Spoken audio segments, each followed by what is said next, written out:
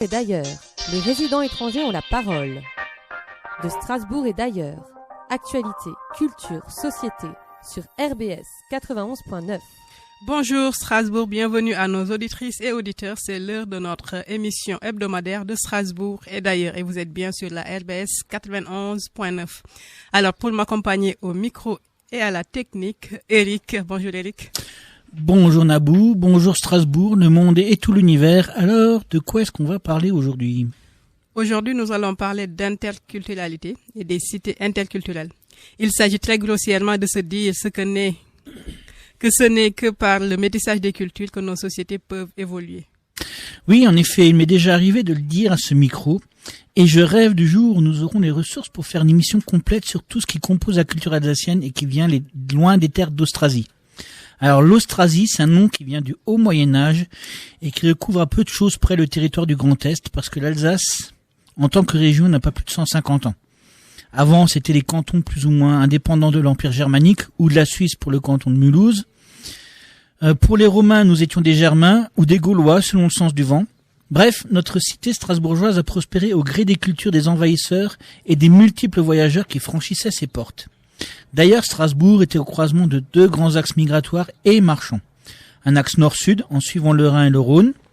Un axe qui joint les pays qui sont le fondement des cultures européennes occidentales, c'est-à-dire l'Italie, la France, l'Allemagne, les Pays-Bas. Il ne manque que l'Angleterre et l'Espagne. Et il y a l'axe est-ouest, qui n'est autre que la route de la soie, pour les caravanes de marchands souhaitant éviter les terres de l'Empire byzantin, ou plus tard de l'Empire ottoman. Alors, c'est d'ailleurs par cette voie que nous sont arrivés la choucroute, un plat traditionnellement chinois. Ah oui, ok. Et la rhubarbe, une plante traditionnelle d'Inde.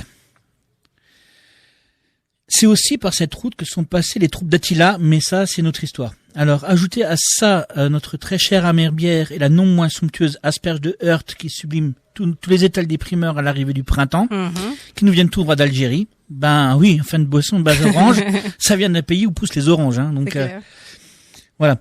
Et on finit vraiment par comprendre pourquoi le symbole de notre région, c'est un oiseau qui partage son temps entre l'Afrique et l'Europe, parce que le premier des migrants et la première des migrantes en Alsace, c'est bien la cigogne. Et si on empêchait ces allées-venues, l'Alsace ne serait plus la même. Et je suis Baudor qu'il en est de même pour les êtres humains qui suivent son vol. Ceci est un message subliminal. Oui, et nous profitons de cet instant de silence pour te subtiliser la parole et la donner à notre invitée, donc Elina Gidikova. Bonjour Elina. Bonjour Nabou, bonjour Eric. Bonjour. Alors, est-ce que vous pouvez vous présenter en quelques mots à nos auditrices et auditeurs qui nous écoutent? Oui, je vais me présenter, mais avant cela, je voulais vraiment saluer Eric pour son prélude poétique. C'était super inspiré. Vous avez parlé d'Austrasie. Oui. Je vais en parler tout à l'heure, si je m'en souviens, parce qu'il y a un tout nouveau réseau des villes interculturelles qui va se créer en Austrasie, mais c'est une autre Austrasie. Donc, moi, je suis Irena Gidikova, je suis bulgare d'origine, mais je suis adoptive de Strasbourg depuis 25 ans. Je travaille au Conseil de l'Europe.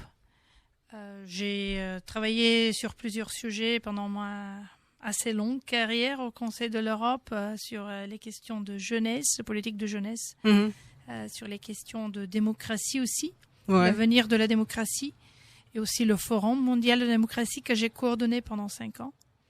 Et actuellement, je suis en charge, entre autres, du programme Les cités interculturelles, ainsi qu'à d'autres programmes du Conseil de l'Europe sur la lutte contre la discrimination et pour l'inclusion.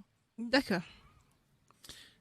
Alors, avant tout, est-ce que vous pouvez nous dire ce que c'est que l'interculturalité et à quoi cette idée et ce concept se rapportent ? Oula, vous voulez que je vous fasse un speech ? Ouais, Je peux vous faire un cours, si vous voulez. Nos auditeurs et nos auditrices, un cours. Ouais. Un tout petit cours, d'accord. L'interculturalité, en fait, c'est un concept qui est né, si je me trompe pas, dans le domaine pédagogique et de travail jeunesse, a priori. Et qui est né même ici à Strasbourg, si je m'abuse pas, hein, c'est mon analyse personnelle, au Centre européen de la jeunesse du Conseil de l'Europe, qui depuis des années 70 travaille sur l'apprentissage interculturel en milieu de jeunesse. Et il s'agissait à l'époque de construire un dialogue positif, de compréhension et connaissance mutuelle entre jeunes de pays différents, afin de créer la confiance et le sentiment d'appartenir à cette Europe qu'on est en train de bâtir tous ensemble, et de prévenir évidemment les guerres. Donc il s'agissait, l'interculturalité, le concept d'interculturalité est né comme une approche pour permettre aux gens de cultures différentes à se mettre dans un même espace, à se mélanger, à se parler, des fois être en conflit, mais un conflit constructif, et à construire quelque chose ensemble, parce que pour avoir de l'interculturalité, il faut avoir un but commun. Parce que le dialogue interculturel sans but commun, c'est juste de parler comme ça sur un coin de table. Donc, l'interculturalité s'est construit peu à peu comme un concept de politique publique. Et c'est ce que nous avons fait au Conseil de l'Europe avec les villes en Europe et ailleurs. Mais au départ, c'était un concept plutôt pédagogique. D'accord. Alors, votre domaine, c'est surtout celui des cités interculturelles. Alors, qu'est-ce qu'une cité interculturelle et qu'est-ce qui permet à une ville ou une commune d'être éligible à ce titre? Pour devenir ou être cité interculturelle, il faut d'abord qu'une ville ou même une petite municipalité, ça peut être un village, ait une population diversifiée. D'accord. Vous allez me dire, on est tous divers de toute façon. On est divers par notre âge, par notre sexe, genre, par notre profession, par notre milieu social. Donc, est-ce qu'il existe des villes qui ne sont pas diversifiées? Il y a quand même certaines diversités qui ont un peu une certaine unité quand même. Voilà, c'est ça. Mais il y a des diversités qui comptent plus que d'autres, disons, dans les relations entre personnes.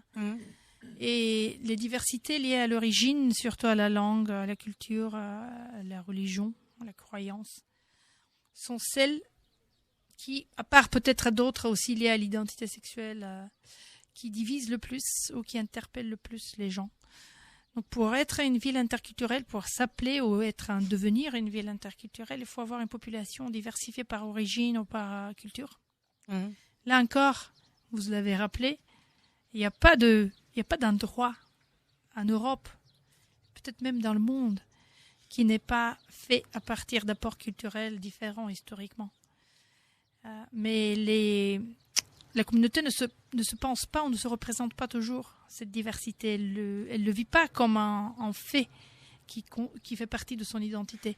Donc il faut qu'une ville soit consciente de sa diversité, qu'elle soit consciente que cette diversité est une richesse, mais afin qu'elle devienne une vraie richesse et une force de développement et d'épanouissement, il faut savoir gérer cette diversité. Parce que chaque diversité contient en elle aussi quelque chose d'explosif, quelque chose qui pourrait à un moment donné devenir difficile. Donc, il faut avoir les compétences pour gérer la diversité. Donc une ville interculturelle va chercher à acquérir ces compétences.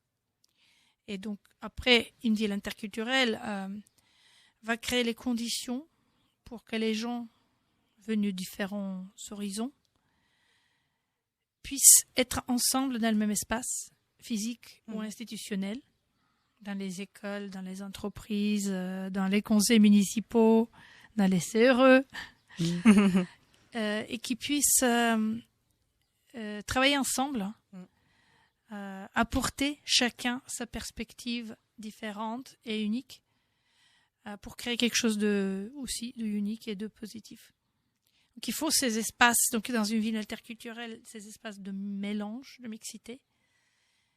Mais il faut aussi donner du pouvoir à cette différence. On parle dans le réseau des villes interculturelles, on parle de partage de pouvoir. Parce que vous pouvez tout à fait avoir des gens différents culturellement, mais qui ne sont pas égaux. Donc quand les gens différents ne sont pas égaux, ils ne peuvent pas avoir le même impact sur la prise de décision, sur les projets d'entreprise, sur les produits, sur les décisions politiques. Donc en plus de la diversité de participation et de mixité, il faut l'égalité. Et ça, c'est le deuxième un grand aspect important de la ville interculturelle. Et le troisième, effectivement, c'est quelque chose que vous avez touché avec vos paroles d'introduction, c'est qu'il faut se chercher à préserver la diversité. La diversité est en fait quelque chose de fragile.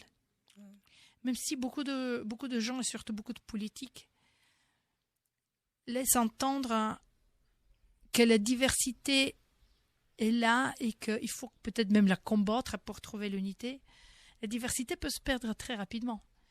Parce qu'il y a beaucoup d'institutions comme l'école ou comme la culture populaire qui unifient nos expressions culturelles, nos pensées, nos façons d'être.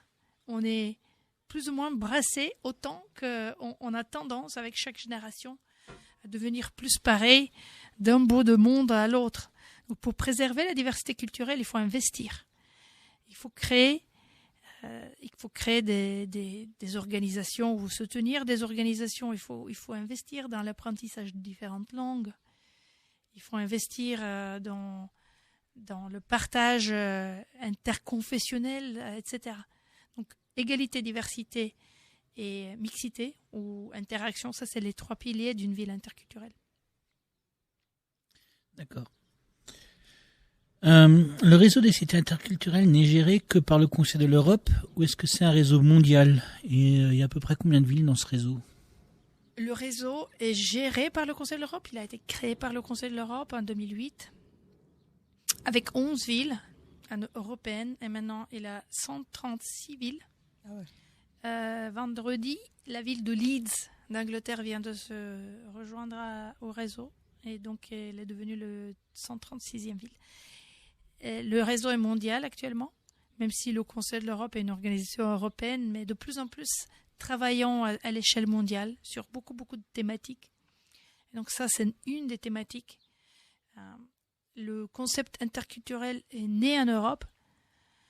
Vous savez très bien, nos auditeurs savent aussi que dans d'autres continents, dans d'autres horizons, il y a d'autres façons à appréhender et gérer la diversité culturelle et l'inclusion.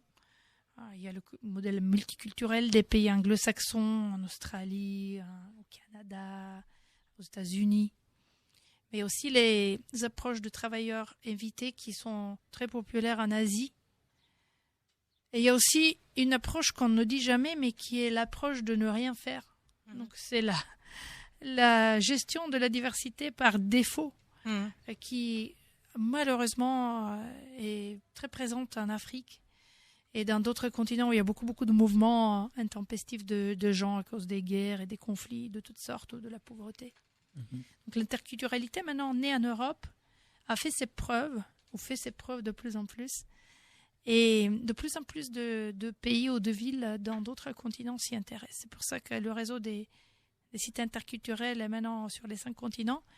Et comme je vous le disais il y a quelques minutes, il y a un sous-réseau, un mini-réseau en Australasie, donc Australie, Nouvelle-Zélande, et pour l'instant Japon et Corée, qui est en train d'être créé. Ah oui. Tout ce qui est océan Pacifique, quoi. Oui. Océanie. Alors, comment est-ce que vit le réseau et comment est-ce qu'il permet d'agir, en fait, ou d'interagir? En fait, avant d'être un réseau, le site interculturel, c'est un programme du Conseil de l'Europe. Vous savez, les réseaux de villes classiques sont bien structurés. Ils élisent des bureaux, des présidents.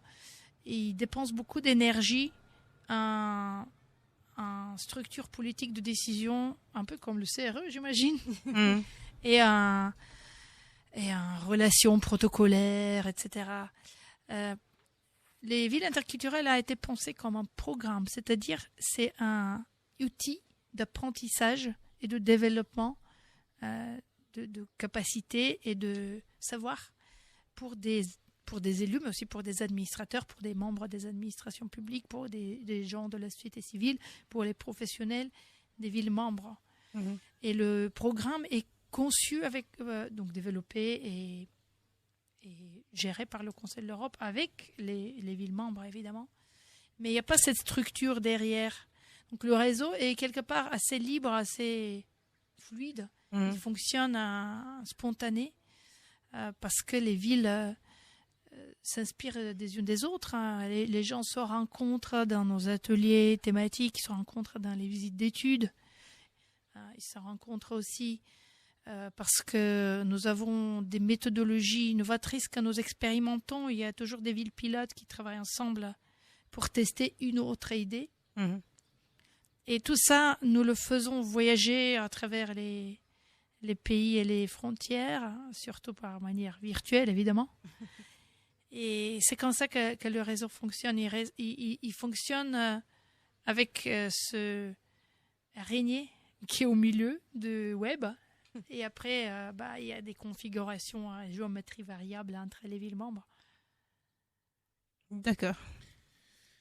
Alors, comment nous-mêmes, en tant que citoyens et citoyennes, est-ce qu'on peut agir au sein de ce réseau? Comment est-ce qu'un citoyen de Strasbourg ou de Leeds... Quand vous êtes à Strasbourg, vous avez de la chance parce que la ville de Strasbourg est membre du réseau des sites interculturels. Et même si le Conseil de l'Europe ne travaille pas beaucoup directement avec les citoyens, nous travaillons, encore une fois, avec les représentants politiques ou administratifs des villes, aussi avec des gens comme vous, des leaders de la société civile, ou des chefs d'entreprise, ou bien des professeurs, ou des chercheurs. Les gens, s'ils font pas partie d'un de ces groupes, ils auront pas beaucoup de chances de travailler avec le Conseil de l'Europe, en tout cas directement. Mais on espère qu'en développant leur politique interculturelle et leurs actions interculturelles, les villes mobilisent beaucoup de gens. Parce qu'afin qu'une ville soit vraiment engagée et une vraie ville interculturelle, ça ne devrait pas rester une initiative élitiste. Ça devrait vraiment porter très très loin dans les écoles, dans les quartiers, dans les entreprises, dans les milieux culturels, dans les milieux sportifs. Il y a énormément de projets intéressants qui se font par les clubs de sport ou par les ONG, tout simplement, différentes organisations de la société civile, associations de femmes, associations de quartier, les conseils de quartier. Donc il y a beaucoup de possibilités pour les gens à participer, et surtout que l'approche des politiques interculturelles sont a priori des politiques participatives. C'est pas des politiques qui se font dans des bureaux, c'est des politiques qui vont se faire avec les citoyens, dans les lieux de vie, dans les quartiers, au niveau le plus proche de la vie quotidienne.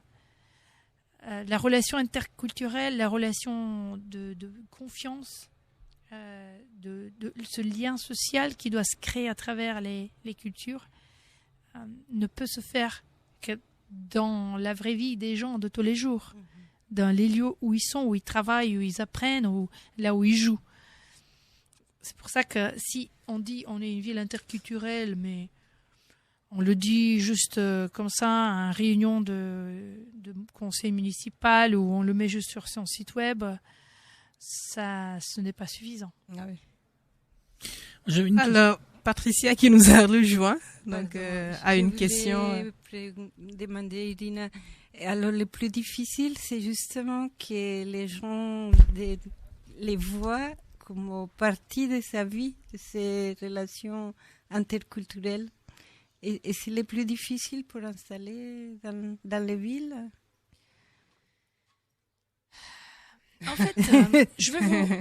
En fait, si le monde est bien fait, on n'aurait pas besoin de faire quoi que ce soit.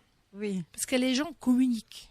Les gens font de commerce les uns avec les autres. Oui. Les gens chantent ensemble, ils créent ensemble, ils jouent dans les parcs. Dans des conditions normales, on dirait que ces relations à travers les cultures devraient se passer naturellement et spontanément, sans qu'on ait besoin d'un catalyseur pour les enclencher. D'ailleurs, quelque chose de très intéressant. J'ai appris quelque chose de très intéressant il y a 2-3 jours. Il y a une étude de l'université de Stanford des États-Unis qui est sortie et qui disait que depuis 2 ans, depuis que le joueur égyptien Mo Salah avait rejoint l'équipe de Liverpool de football, il y a une diminution de 20% des incidents de discours de la haine contre les musulmans. Et ça, c'est quelque chose qui est avéré, qui est bien vérifié par les chercheurs. C'est un phénomène qui s'est produit uniquement à Liverpool et pas dans les autres villes aux alentours. Et il y a beaucoup d'autres signes scientifiquement vérifiables qui pointent que c'est en fait l'effet Salah, Mo Salah, qui a fait ça. Vous savez, les gens, les supporters de ce club chantent dans le stade. Je ne sais pas si je le dis en français, ça ne va pas faire la rime, mais s'il en met encore quelques-unes dans le filet, je vais devenir musulman aussi. C'est quelqu'un c'est un musulman modéré, très moderne, très sympathique, très avenant, ouvert, qui est vraiment un leader, modèle de rôle, non seulement pour le foot, mais pour les jeunes en général. Et c'est par son influence seulement unique qui a fait cet effet qu'aucune politique publique n'a réussi jusqu'ici à arriver à moins 20% de crimes de haine. Je me dis, c'est possible, c'est tout à fait possible d'avoir des relations harmonieuses, interculturelles, sans qu'on ait besoin de mettre en place des politiques, d'activités, d'actions et de mesures. En même temps, des figures comme Mo Salah, malheureusement, ça n'arrive pas tellement souvent. Ouais. Et malheureusement, il y a beaucoup d'autres facteurs qui font le contraire. Il y a des gens qui cherchent délibérément à détruire la confiance, à créer des frontières, à créer des murs entre les gens, à bâtir, au lieu des ponts, de faire des ponts, à bâtir des barbelés et des grands murs. Donc, il faut quand même contrarier ça et il faut essayer de faire en sorte que les gens se parlent plus et qu'ils s'inspirent des uns des autres. C'est difficile à le faire, en même temps, c'est pas difficile. Si la mobilisation est partout, s'il y a beaucoup de gens et beaucoup d'organisations qui s'y mettent, ça ne va pas être très compliqué. Dans son lieu de vie et de travail quotidienne, on peut faire plein d'actions pour mettre les gens ensemble ou pour déconstruire des idées reçues. Pour donner des exemples, tels que l'exemple que je donnais sur Mo Salah, pour donner d'autres façons à penser, pour mener à gens en dehors de leur bulle, ou bien de les inspirer et de montrer des exemples vraiment concret des gens qui ont fait des choses super pour la communauté, de donner une autre image pour les étrangers. C'est difficile et c'est pas difficile. En fait, c'est pas difficile de le faire, c'est difficile de créer les mobilisations. Ouais. Oui, puis c'est plus facile de mobiliser les gens sur la haine de l'autre, de créer une fausse unité que de faire une mobilisation sur l'acceptation de l'autre en tant que différent. Mais ça rejoint un peu la question que je voulais poser. Est-ce que l'idée d'interculturalité, c'est aussi un bon moyen d'évacuer la haine de l'étranger, ou la peur de l'étranger, ou la haine ou l'indifférence par rapport à la différence, justement?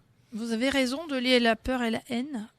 C'est prouvé aussi par les psychologues que la haine provient de la peur. La source de la haine, c'est la peur. Sayodon nous l'avait déjà dit.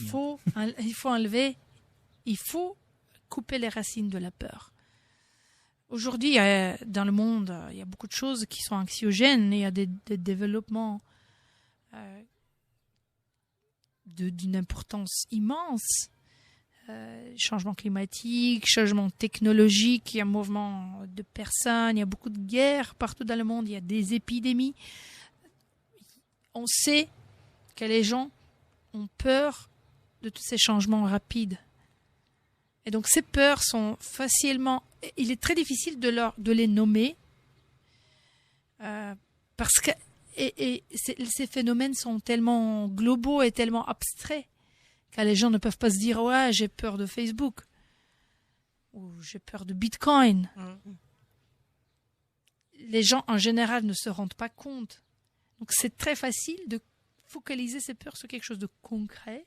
Et donc, ce concret, dans tous les temps, ça a été l'autre, l'étranger, quelqu'un qui est méchant, qui vous fait peur. S'il a l'air différent de vous, c'est plus facile de croire qu'il ou elle est méchante. Donc, ces peurs-là, ils sont induits. Le peur de l'autre est quelque part ancestral. Et en même temps, il est induit. Il est créé par un discours politique, par un discours médiatique quotidien qui nous dit oui, il faut faire attention parce que ces gens-là qui ont une autre religion, qui ont notre couleur de peau, qui parlent une autre langue, on ne sait pas ce qu'ils sont en train de tramer, on ne sait pas en quoi ils croient, on ne sait pas quelles intentions ils ont. Ils vont peut-être faire des mauvaises choses. Donc cette peur-là, elle est souterraine, elle est toujours là. Donc il faut activement essayer de l'enlever, de la contrarier. Et pour faire ça, il faut d'abord passer par le savoir, par les connaissances, par les faits. Malheureusement, ce n'est pas suffisant. C'est aussi prouvé scientifiquement que pour la plupart des gens, c'est l'émotion qui domine, c'est pas le fait et la rationalité. Donc, si vous essayez uniquement par des arguments logiques et par des faits réels, des statistiques, de convaincre les gens que les étrangers ne créent pas le chômage, ils ne sont pas en train de détruire notre système de protection sociale, ils ne sont pas en train de détruire nos services publics. Ça va toucher certains, mais la plupart des gens vont rester imperméables. Il faut vraiment employer des techniques psychologiques beaucoup plus fines qui lient le savoir, le relationnel, donc le contact personnel et l'émotionnel. Donc, des images, des modèles de rôle comme Mossala ou d'autres qui vont créer des sentiments positifs et vont les lier à l'autre. Oui, je crois qu'il est temps de faire une petite pause musicale. Alors, je vous propose d'écouter une autrice, compositrice et interprète danoise qui chante en anglais. Alors, j'ai découvert là il y a pas longtemps par son dernier album qui s'appelle Golden Green. Et bien qu'elle soit connue à peu près, enfin, je crois depuis plus longtemps. Et je vous propose d'écouter une de ses plus belles chansons, c'est Riverside. Et la chanteuse, c'est Agnès Obel. De Strasbourg et d'ailleurs, les résidents étrangers ont la parole. De Strasbourg et d'ailleurs, actualité, culture, société, sur RBS 91.9.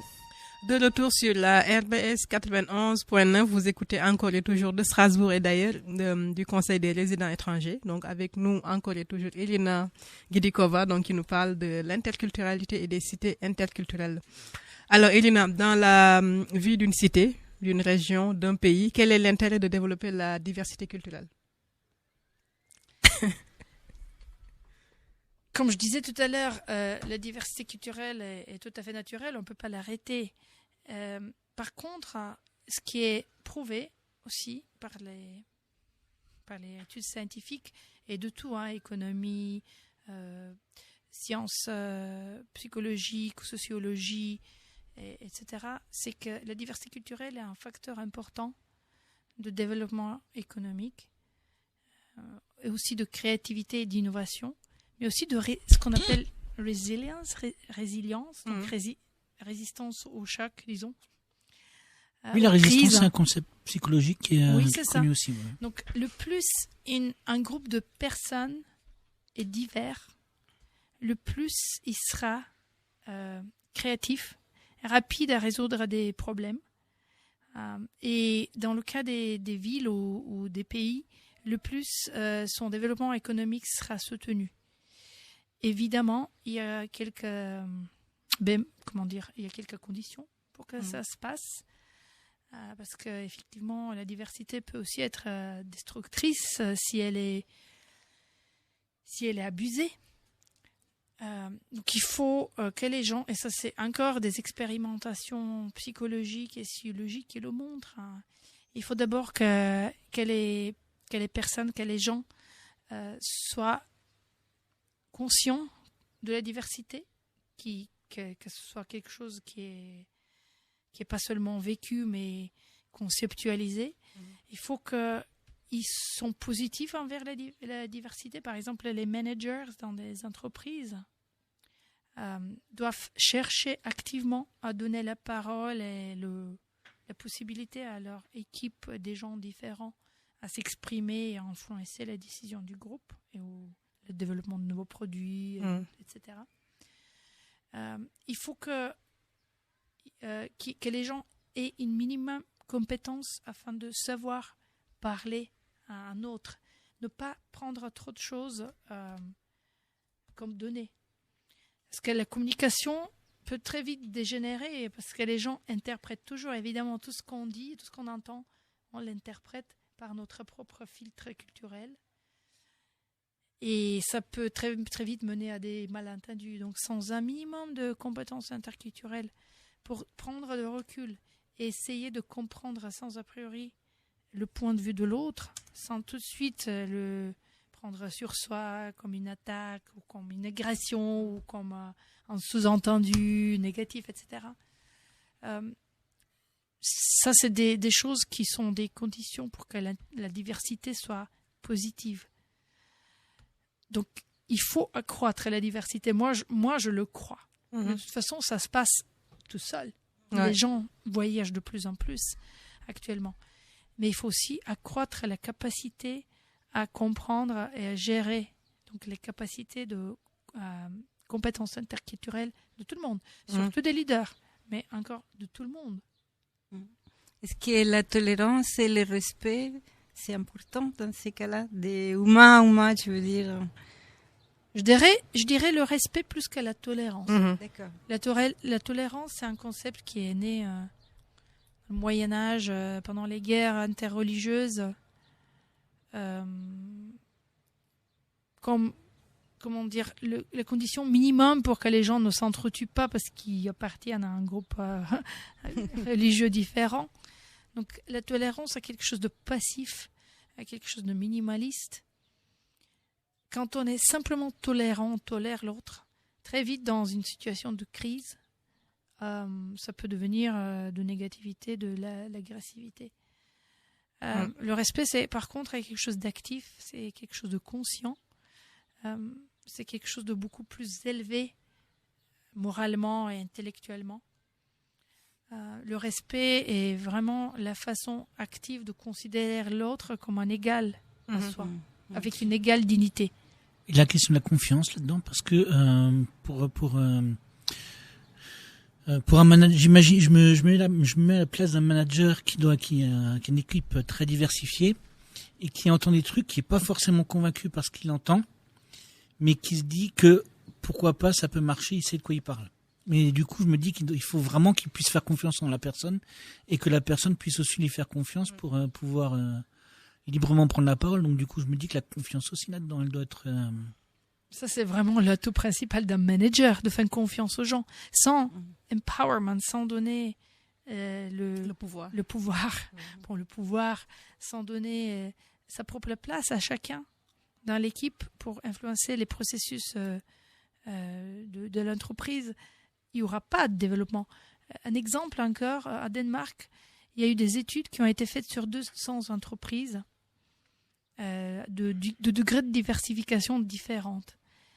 Et ils ont montré que les managers qui étaient les plus confiants, justement les entreprises, là où on donnait le plus de liberté aux employés à prendre des décisions, à changer les processus, les protocoles, là, ces entreprises étaient les plus profitables. Même des entreprises de domaine, pas forcément de knowledge economy, pas forcément des entreprises de savoir ou de création de haute technologie. Une très grande entreprise d'hôtellerie danoise qui avait donné la possibilité de ses employés, de la femme de ménage jusqu'à les réceptionnistes ou les serveurs, de répondre aux besoins des clients en sentant, en sachant intimement ce qu'ils veulent parce qu'il appartient à une culture proche, la même culture, où ils parlent la même langue. Donc, donner leur possibilité de faire différemment que ce qu'on entend d'eux, ça a augmenté énormément le chiffre d'affaires, ce qui a été vérifié par les études de satisfaction de la clientèle et de retour répété des clients. Donc la confiance, vous avez tout à fait raison. C'est quelque chose qui, pour le management en tout cas, ça doit être le A et le B. Ouais. Alors, est-ce qu'il faut différencier intégration et inclusion? Alors, déjà, quelles sont les différences? Et qu'est-ce que ça implique pour les politiques, les citoyens et les citoyennes? Dis donc, pour un dimanche après-midi, vous posez vraiment des questions de bac, là. Et il reste un quart d'heure pour y répondre. Oui, voilà, ok, bon, je commence par le début. Le concept d'intégration est de plus en plus utilisé pour indiquer l'accès à quelqu'un qui est nouveau arrivé dans une société où elle n'est pas née, à ces structures différentes, à l'emploi, à l'éducation, aux droits sociaux, aux droits politiques, etc. Donc, même si on pourrait dire quelqu'un qui prend de la drogue n'est pas forcément intégré bien dans la société. Actuellement, on utilise le concept d'intégration beaucoup pour dire, voilà, intégrer les réfugiés et les migrants. L'intégration dit surtout qu'est-ce qu'on peut faire en termes de droits, en termes de papier, donc conditions légales de séjour, et en termes d'accès aux possibilités, aux structures de la société. L'inclusion, par contre, est quelque chose qui est beaucoup plus lié à comment la société entière, donc les gens dans les relations quotidiennes, donne la possibilité à quelqu'un de faire partie de la société et du groupe et ne le rejette pas, ne ferme pas les portes, ne discrimine pas. Donc si l'intégration c'est voilà, on vous intègre, on vous donne la possibilité de vous intégrer parce que vous avez le droit d'aller à l'école ou le droit légal de séjour, le droit de travailler et vous allez devoir faire aussi un effort pour apprendre la langue, pour avoir des qualifications, pour payer vos impôts, pour être un bon citoyen, etc., pour respecter l'ordre. L'intégration, c'est vraiment, ça se porte beaucoup sur ces choses formelles, techniques, je dirais. L'inclusion, c'est la société qui s'ouvre ou qui ne s'ouvre pas.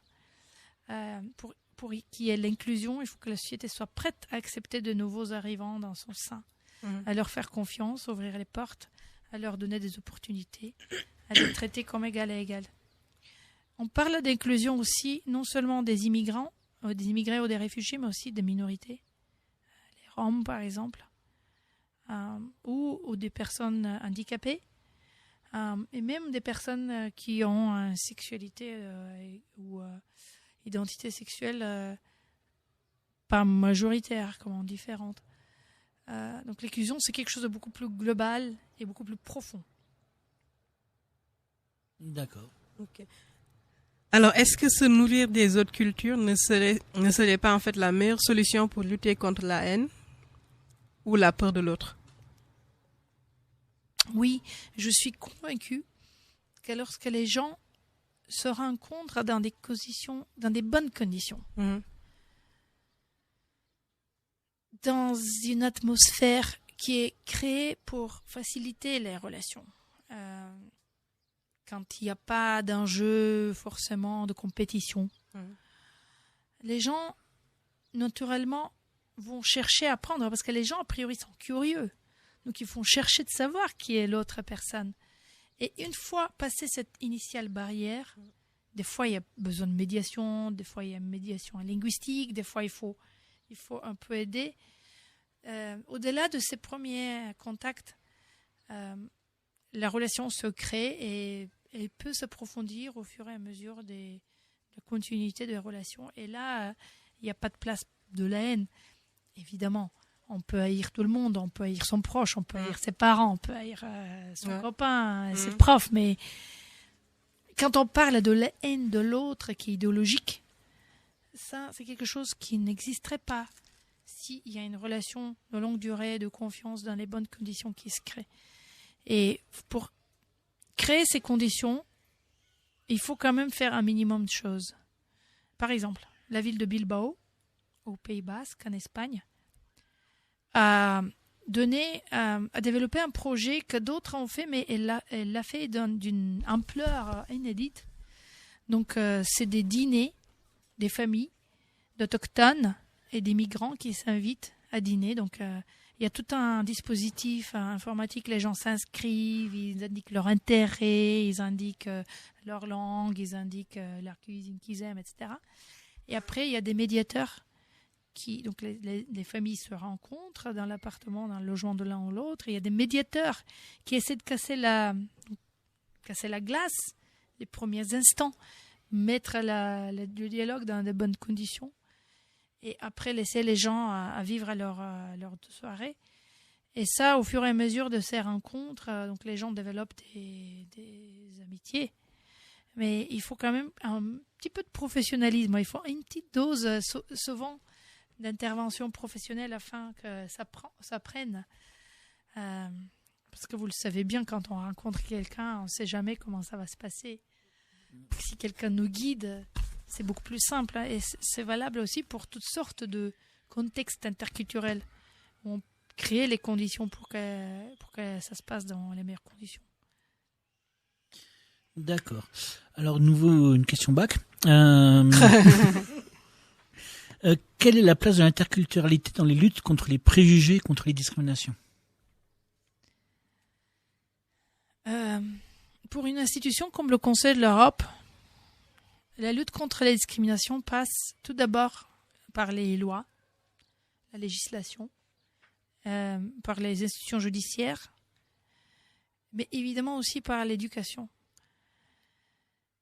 On parle de discrimination directe ou volontaire quand on exclut ou quand on met des obstacles délibérément à quelqu'un pour accéder à un logement, un emploi, etc. Mais il y a beaucoup de cas de discrimination non volontaire, de discrimination de petite échelle. Tous les jours, on essaie d'entrer dans une discothèque. Voilà, on est arrêté. Pourquoi ? On ne sait pas. On est interpellé dans la rue pour ses papiers un peu plus souvent que d'autres, etc. Il y a beaucoup de cas de discrimination quotidienne, comme ça, un peu gratuite. Et ce type de discrimination est très difficile de combattre par les moyens législatifs. D'ailleurs, il y a assez peu de cas de discrimination dans les systèmes judiciaires. Il y a peu de gens qui portent plainte parce que c'est très difficile de prouver la discrimination. Donc il faut aussi y mettre d'autres moyens en place. Et primo, il faut par l'éducation rendre les gens conscientes des cas. Comment la discrimination apparaît, comment elle s'exprime, d'observer ou d'observer les autres et de comprendre où ça peut se passer. En même temps, il faut pas non plus aller dans l'autre extrême. Il y a dans certains pays, surtout des pays anglophones, anglo-saxons, actuellement, on voit énormément de conflits et des débats sociétaux sur la discrimination et l'exclusion, mais qui est vraiment la sensibilité extrême. Même, voilà, ce qui rend difficile même un échange verbal entre les personnes parce que chacun a peur maintenant de ne pas être accusé de discriminer ou de dire quelque chose de travers. Donc il faut quand même rester assez mesuré. Et ça, c'est effectivement quelque chose qui s'apprend. Cette sens d'équilibre, d'être naturel et à la fois d'être très conscient de comment va la relation et le dialogue. Est-ce que les conseils de l'Europe peuvent faire des cours à propos de l'éducation, des sensibilisations? Le Conseil de l'Europe, non. Mais le Conseil de l'Europe travaille, par exemple, avec des écoles, avec des associations de jeunesse pour former des formateurs. D'accord. Il y a actuellement, d'ailleurs, une campagne de Conseil de l'Europe, Safe to learn, free to speak, ou l'inverse, je sais jamais, mais en tout cas, c'est pour que les écoles deviennent vraiment des lieux sûrs, des lieux où les jeunes ont le sentiment de liberté de s'exprimer, de vraiment dire toutes leurs peurs et toutes leurs craintes, mais d'une manière respectueuse, et même leurs sentiments d'agressivité, mais d'une manière non agressive, si ça fait du sens. Ça, il faut vraiment que les profs et les éducateurs apprennent à gérer ça. C'est parce que ça peut vite dégénérer. Il faut aussi répondre à ce besoin de gens, à savoir comment se situer, où est-ce qu'ils font pas un impair, quels critères mettre en place pour savoir si on est dans le bon registre. Les critères de la communication non violente. Tu as fait raison. Ah bah c'est l'éducateur qui parle là. Effectivement, mais éducation non violente, est-ce que tout le monde l'apprend à l'école? Non, mais justement c'est quelque chose qu'on apprend. C'est quelque chose qu'il faut absolument apprendre. Tout à fait. Mais qu'on ne transmet pas du tout à l'école, ni même aux enseignants qui sont censés être devant un groupe d'enfants. C'est pour ça que le Conseil de l'Europe a créé un réseau d'écoles qui développe ce savoir-faire et qui le transmettent aux autres. Mais c'est encore quand même petit, donc il faut que ça touche tout le monde. Pour les instituteurs et les institutrices qui nous écoutent, ils peuvent contacter qui au Conseil de l'Europe pour Sarah Keaton ou de toute façon la direction de l'éducation. D'accord.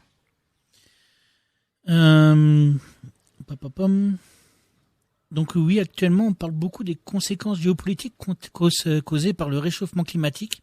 Le réchauffement climatique à venir, enfin même en cours, essentiellement des migrations massives qui vont être causées par ces mêmes conditions climatiques. Est-ce qu'il n'y a pas urgence à développer massivement une éducation et des politiques aux questions interculturelles? Oui, il y a l'urgence climatique tout court, l'urgence migratoire climatique tout court aussi. Il y a beaucoup d'urgences. Ah oui, mais sachant que les rencontres risquent d'être un peu plus fréquentes, peut-être qu'il y a vraiment urgence à éduquer les gens et les rencontrer les autres, quoi. Oui, il y a aussi des urgences dues des guerres ou des régimes abusifs qui font en sorte que beaucoup de gens quittent leur pays dans le voisinage européen. Donc effectivement, l'urgence interculturelle est là. Encore une fois, le savoir-faire existe. Au niveau local, il y a un réseau d'experts, il y a un réseau de villes qui peut partager ce savoir-faire. On fait, nous, au Conseil de l'Europe, maintenant des académies, des sites interculturels. C'est une espèce de crash course, une espèce d'apprentissage accéléré pour des villes, pour pouvoir toucher plus de villes. Il faut créer une espèce de avalanche, une espèce de cascade. Théorie des dominos. Oui. Une cascade pour que les élus et les agents soient formés. Et pour qu'ils puissent transmettre le savoir aux autres. Et il y a des pays, par exemple la Norvège, en tout cas dans les 5 plus grandes villes norvégiennes qui sont des membres de réseau interculturel, tout le monde est formé à la compétence interculturelle. Tous les agents de la ville, tous les agents des services publics, tous les profs, il faut pas économiser là-dessus. C'est vraiment quelque chose d'essentiel. Et d'ailleurs, ça va aider à gérer d'autres types de conflits. Le conflit entre jeunes, le conflit de croissance, tous les conflits on dit que l'école souffre actuellement beaucoup de la difficulté de gérer l'énergie des jeunes. Ça peut aider.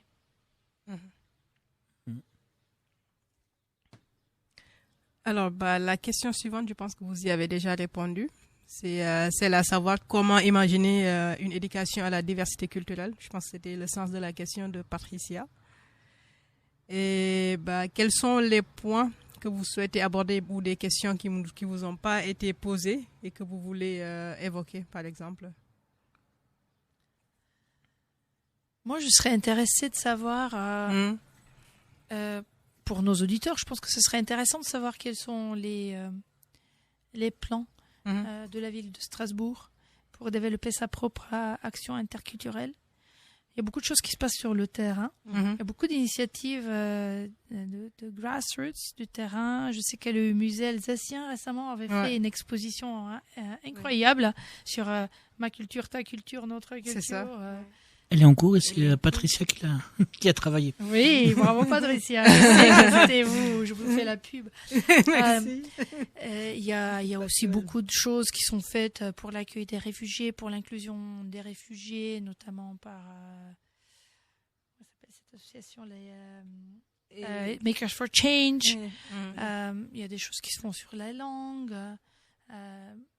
Donc Strasbourg est une ville qui vibre, une ville très diversifiée d'ailleurs. Il y a plus de 15% de résidents non nationaux. Ouais. Quelques milliers de personnes. Ouais. Je pense qu'il y a peut-être plus à faire afin de lier, et ça c'est pas typique à Strasbourg. Il y a d'autres villes internationales comme Genève qui ont le même problème, je dirais, d'impliquer plus les internationaux, par exemple du Conseil de l'Europe, dans la vie interculturelle de la ville, dans la vie culturelle, dans la vie politique, dans la vie des quartiers. Il y a beaucoup de gens qui s'impliquent, beaucoup de collègues qui participent, mais on pourrait mieux s'inspirer et prendre en compte les compétences, le savoir des gens, le savoir linguistique, le savoir aussi professionnel évidemment, des agents du Conseil de l'Europe qui pourraient aussi peut-être faire plus.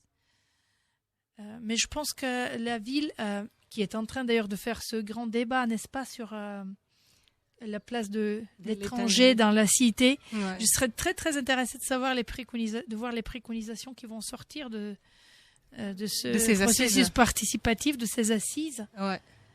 Je voulais finir sur cette note, parce qu'on a parlé beaucoup d'autres villes, on a assez peu parlé de Strasbourg. Effectivement, il y a une dynamique en place et je suis sûre qu'il va y avoir beaucoup de nouvelles initiatives intéressantes qui vont sortir, qui vont renforcer certainement la motivation des élus à poursuivre dans cette route. Merci beaucoup, Elena. Et nous vous remercions d'avoir bien voulu répondre à nos questions et nous souhaitons un bon retour à Strasbourg, bien sûr. Alors, notre émission touche à sa fin. Rendez-vous la semaine prochaine, même jour, même heure, pour de Strasbourg et d'ailleurs, sur RBS 91.9. N'oubliez pas de liker notre page Facebook et tout de suite, nos amis d'Africa Move.